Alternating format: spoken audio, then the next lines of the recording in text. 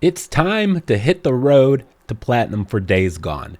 Whether you're curious if this is an easy platinum or already have the game and want to know how to go about earning all of the trophies, well, I'm going to answer all those questions for you. The most important thing to know is that none of the trophies are missable. You can also play the game on any difficulty. My best guess is that it's going to take somewhere between 40 to 60 hours, and I would give it a 3, maybe a 4 out of 10 on the difficulty scale. The most tedious trophy will be getting all of the collectibles. There are 240 collectibles, but you will only need to find 181 of them. I'll tell you more about those in just a bit. The road to platinum is relatively simple. Just play the game and do every task that comes up. This will be a mix of story missions, side missions, clearing ambush camps, infestations, finding character stat upgrades, upgrading your bike, etc. Basically, if there's an icon on your map, tend to it because you'll need all the XP you can get to unlock all 45 skills. Other than picking up the collectibles as you come across them, the one thing I would recommend to save you time later is looting items from corpses.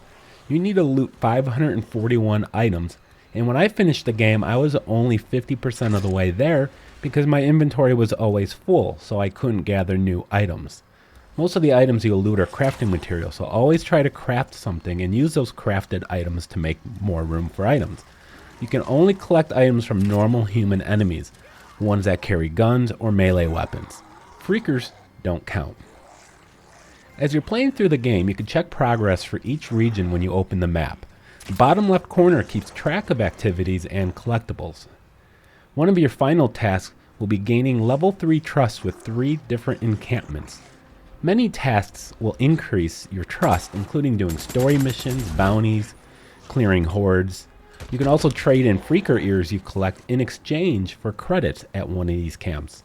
One camp I do recommend getting maximum trust in is the Diamond Lake camp. This one requires maxed out trust in order to purchase the best bike upgrades. You'll reach that during the third act. There are some miscellaneous trophies like Burnout Apocalypse, which is using nitro and drift at the same time for 5 seconds.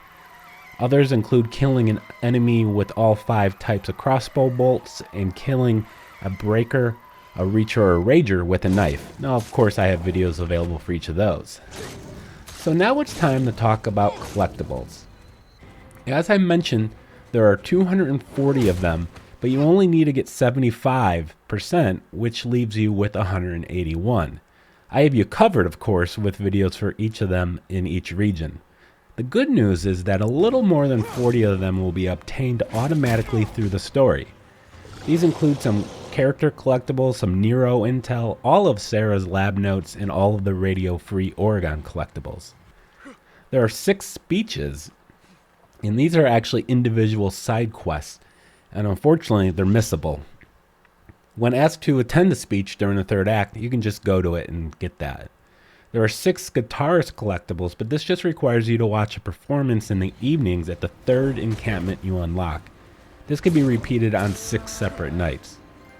There are 43 historical markers, and as you complete ambush camps, you will reveal all of them on your map. There are also herbology collectible types, but that's just simply picking up plants around the world. Those are all fairly simple and easy enough to complete. Now what's going to be left will be the character collectibles, Nero intel, the Rest in Peace sermons, and tourism collectibles. These are the ones that you have to actively seek out. Character collectibles are mostly found at the various encampments. Most of the Nero intel are found at the Nero checkpoints and research sites.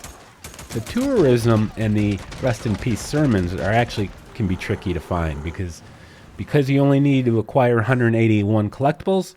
It's not as bad as you think. Now there is one last set of items that you must seek out, and these are the anarchist Karens. You must discover and kick over 12 of them. There are, I would estimate, around 40 of these things, but most of them are exceptionally well hidden. If you find one of these rock piles, knock them over, but if you still haven't had any luck before the end, feel free to watch my video where I show you 36 different locations. So that's basically it. As long as you don't mind putting in a little time, you should have no problem acquiring this platinum trophy. And that'll do it for the Days Gone Road to Platinum. I hope you enjoyed the video and subscribe if you're a trophy hunter, and good luck with your own hunt.